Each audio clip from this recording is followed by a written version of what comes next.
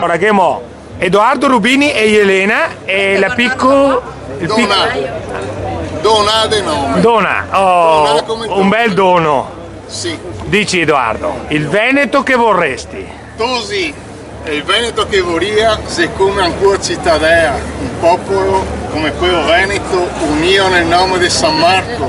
Mi parlo in Veneto perché sono Veneto e ora, quando avremo la nostra patria, torneremo alle nostre radici, parleremo la nostra lingua e seguiremo le nostre tradizioni e rifaremo un popolo unito come una famiglia nel nome di San Marco, che è l'Evangelista, il Vangelo, la fede, valori incrollabili e soprattutto saremo uniti, popolo e anche con i suoi governanti, basta una casta sola che comanda qui sotto, saremo uniti e quello che sarà fatto nell'interesse comune, non con l'egoismo.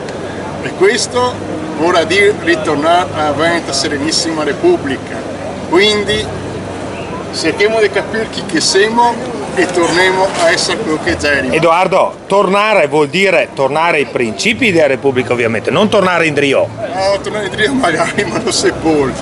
I principi sono sempre quei, cioè la solidarietà, la nazione, Dio, un ben comune, queste sono le robe che contano, non l'egoismo e personalismi vari. Essere uniti come c'era la Repubblica prima. Vorremmo sentire anche Elena. Cosa ha trovato Elena di speciale in Veneto?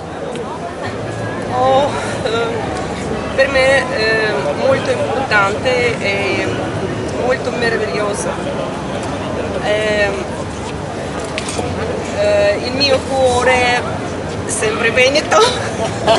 Abbiamo una nuova Veneta, una nuova futura Veneta praticamente. Sì. Come donna? Come dona? Oh, un bel dono per tutti i veneti. Grazie Edoardo, grazie Elena. E grazie anche a Dona. Sicuro. Benissimo.